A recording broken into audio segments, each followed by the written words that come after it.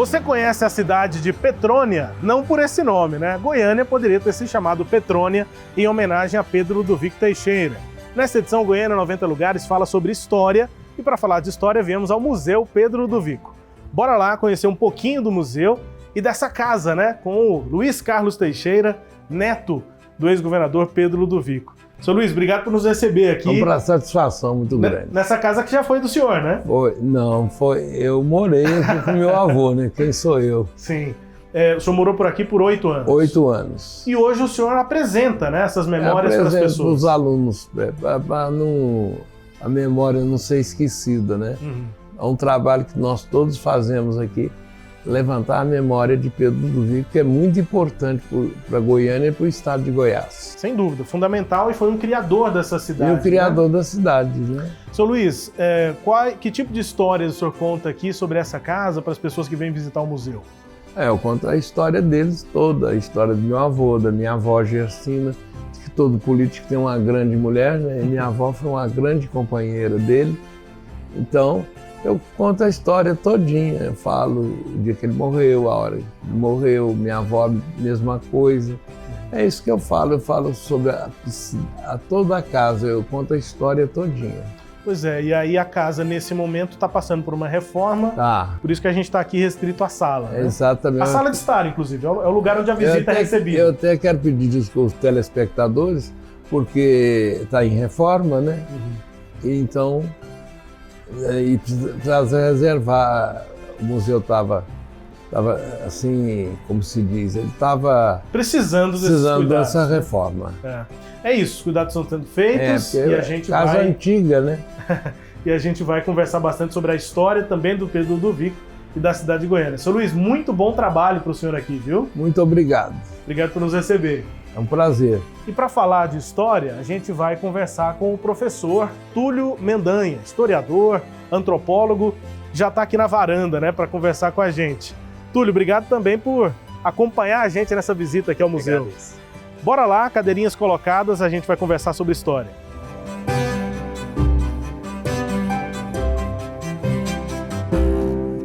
Bom, professor, depois de conhecer por dentro, né, a casa, estando aqui, né, no Museu Pedro Ludovico, Museu Casa, falar do Pedro Ludovico, mas da construção, da origem da cidade, né, com esse nome, com essa pessoa, Pedro Ludovico Teixeira. Quem foi o Pedro Ludovico? Por que ele tinha esse papel assim tão importante naquela época, década de 30 aqui em Goiás? Sim, Pedro Ludovico, ele foi uma figura política extremamente importante para a consolidação do estado de Goiás, no sentido de que durante o período que hoje em dia se chama República da Café com Leite, né, que vai de 1889 até 1930, Pedro Ludovico Teixeira foi uma das lideranças políticas que mais robusteceram a oposição política a determinados grupos que a gente chama na história de coronelismo, né, de coronelistas que existiam dentro de Goiás. Então, algumas famílias bastante importantes politicamente falando, elas tomavam conta, literalmente, do cenário político goiano se revezando no poder. Então a gente tem Bulhões, Almeida Xavier, a gente tem Curado e a própria família Caiado, né? Uhum. E o Pedro Ludovico, ele era uma liderança muito alinhada com as políticas varguistas da época. Vargas havia se unido ao estado da Paraíba, juntamente com o João Pessoa, para formar a chamada Aliança Liberal, que depois, com o apoio de Minas Gerais, acabou concorrendo à presidência no Brasil contra os paulistas. A eleição ocorre, né, em 1929, mas os paulistas, através de Júlio Prestes, que era o candidato da situação, acabam vencendo. No entanto, a Aliança Liberal, composta por Vargas, não aceita o resultado. Ocorre uma revolução em 23, né, ela é consolidada em 23 de outubro de 1930, inclusive o aniversário de Goiânia, Pedro Muito Ludovico. Próximo disso. Não, realmente, é 24, perdão. 24 de outubro a em homenagem. Acontece em 24. Ela acontece em 30, mas a Revolução ela se consolida dia 24. Exatamente no dia 24. E Pedro Ludovico, quando ele vai lançar a pedra fundamental da construção da nova capital, ele lança em 33, 3 anos depois, em homenagem à Revolução de 1930, que colocou Vargas no poder e que, por conseguinte, colocou o próprio Ludovico, uma vez que ele era a liderança política mais opositora dos Caiado e é que estava mais próxima daquilo que a gente chama de varguismo. Essa referência da data do aniversário de Goiânia, eu confesso que eu nunca tive, assim, eu nunca ouvi ninguém falar sobre isso. Então é uma referência direta à Revolução de 30. O Estado Novo não é nesse momento. O Estado Novo é Vargas após, né? Na verdade, a construção de Goiânia, ela se dá entre 1933 e 1942.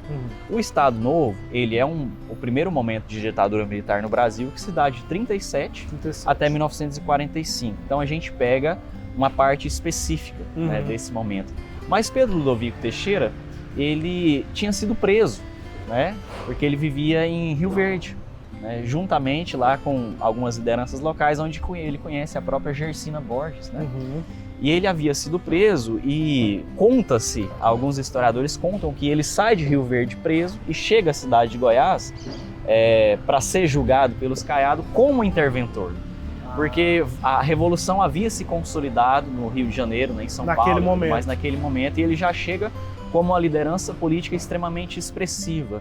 Porque o que Vargas entende é que ele precisa colocar do seu lado, dentro dos eixos políticos mais interioranos, aquelas figuras que são próximas daquilo que ele queria fazer como política no Brasil.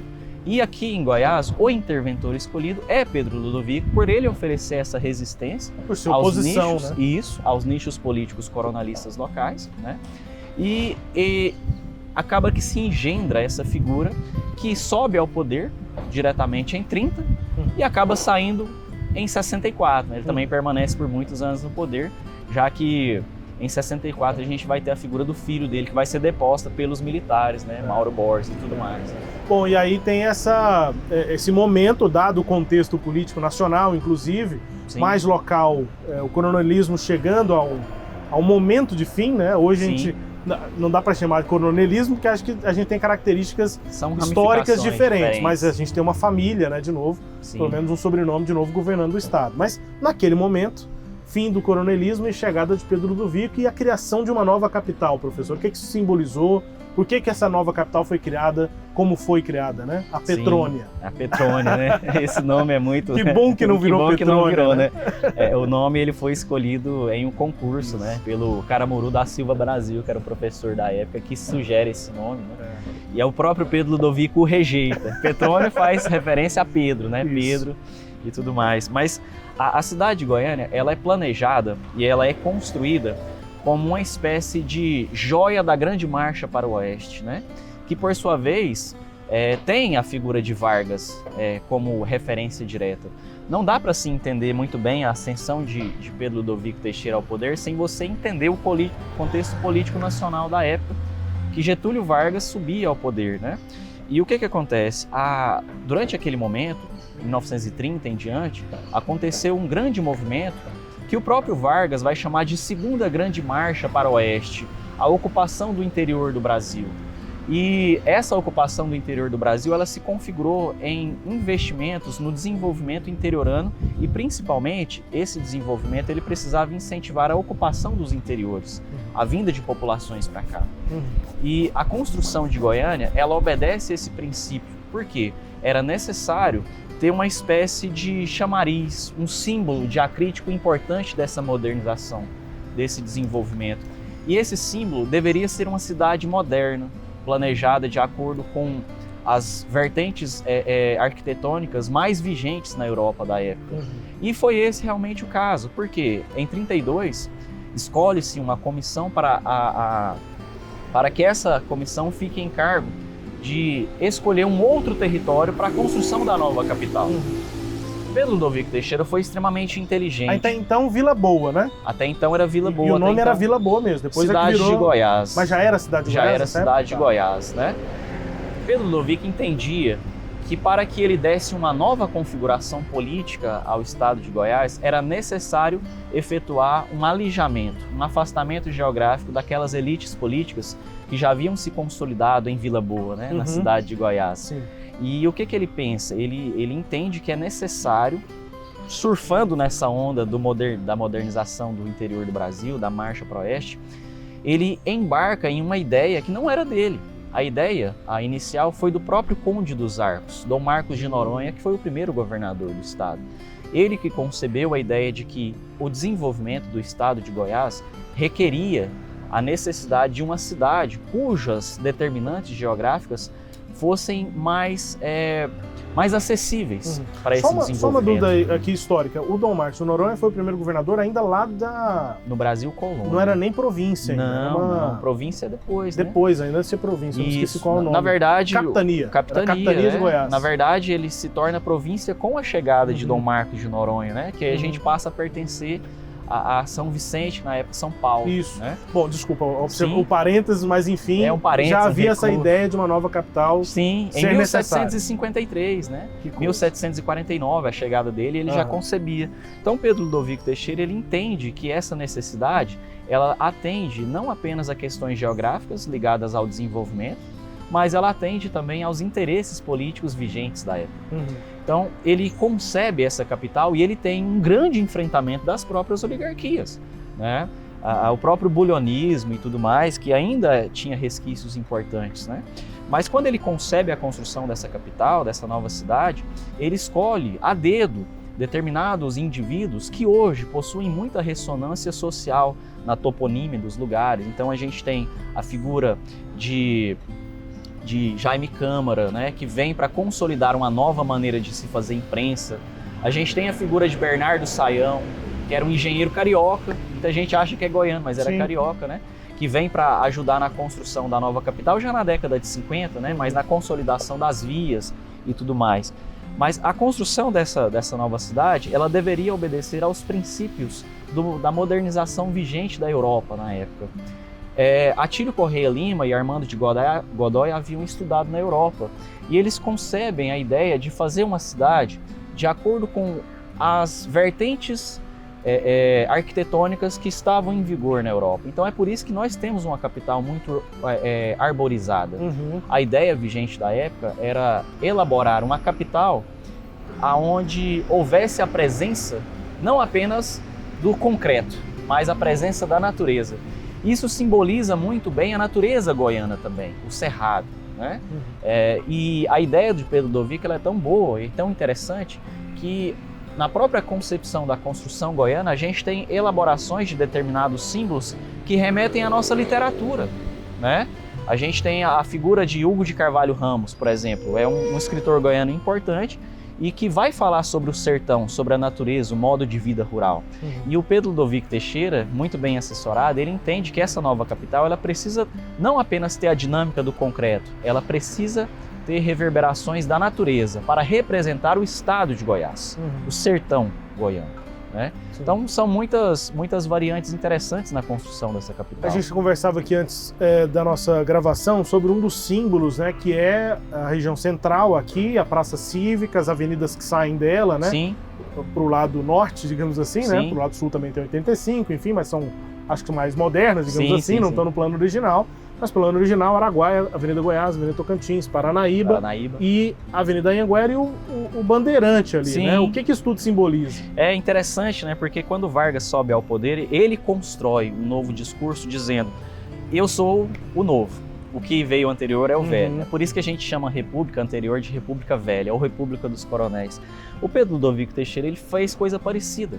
Quando ele sobe ao poder, ele elabora um slogan de campanha que é "Um tempo novo para Goiás", que coincidentemente é reutilizado depois, né? É recuperado em 98. Em 98 pela campanha de Marconi Perillo, né?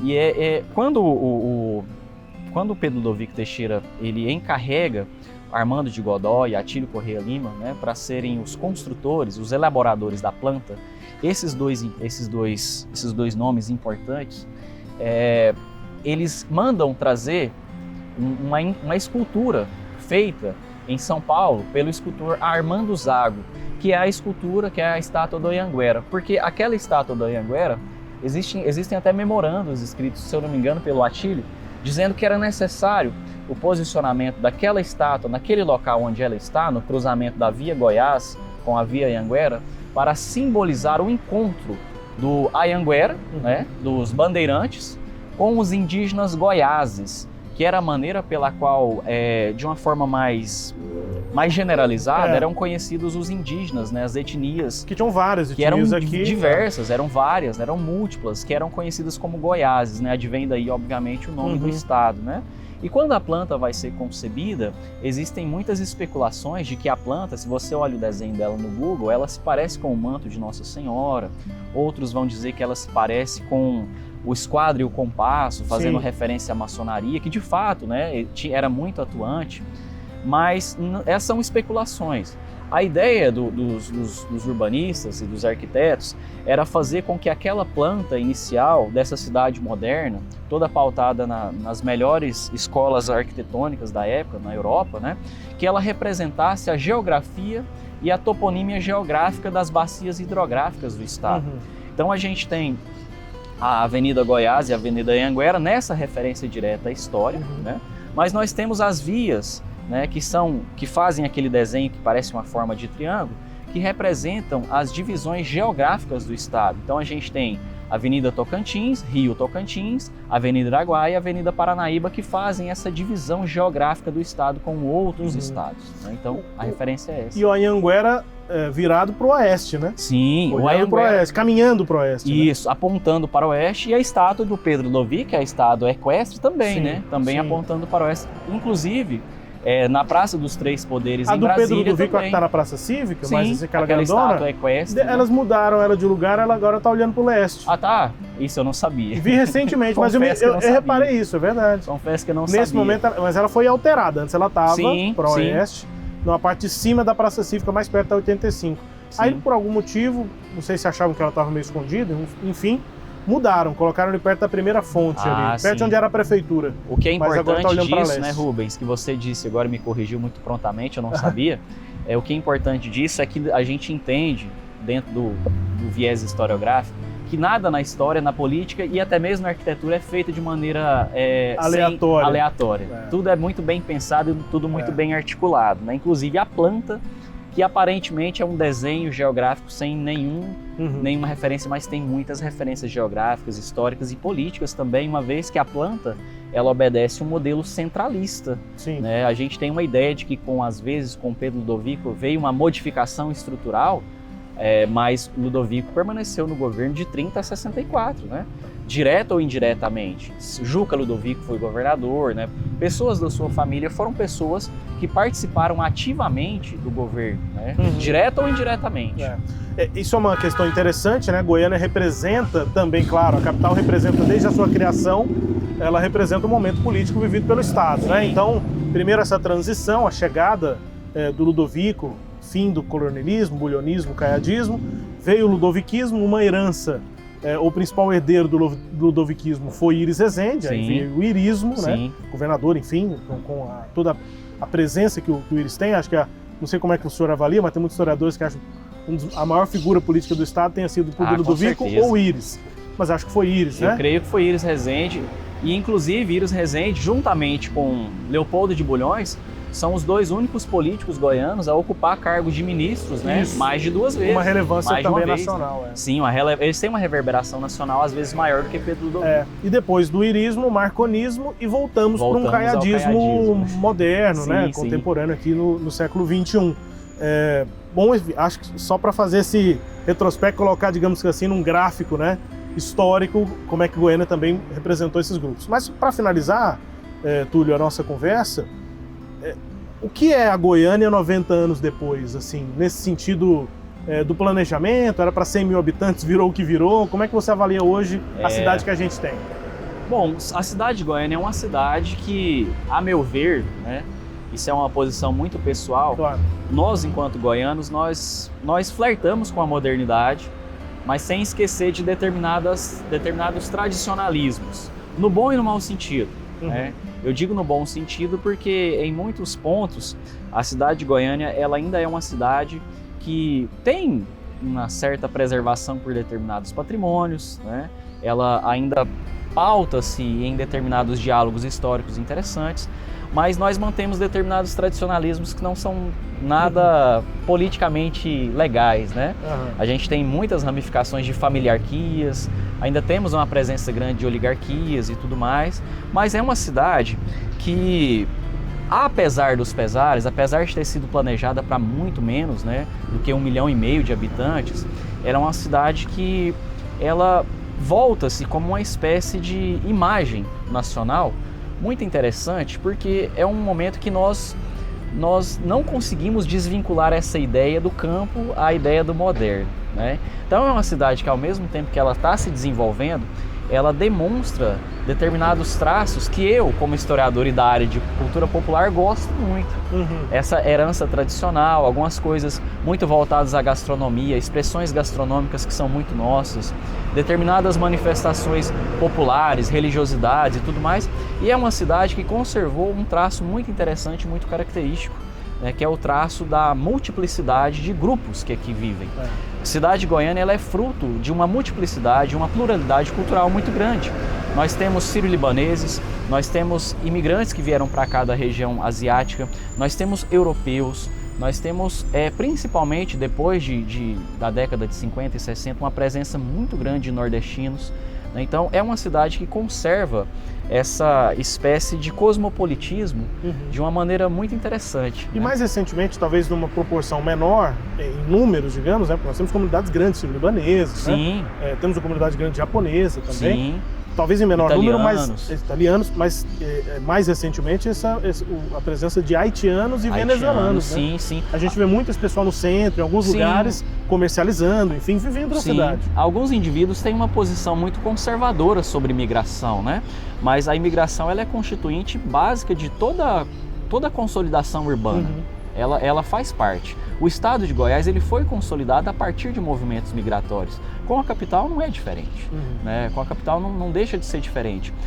Às vezes a visualidade mais crítica que a gente tem, às vezes mais tradicional, às vezes conservadora que se tem sobre a migração, ela não se procede diante de um panorama formativo histórico.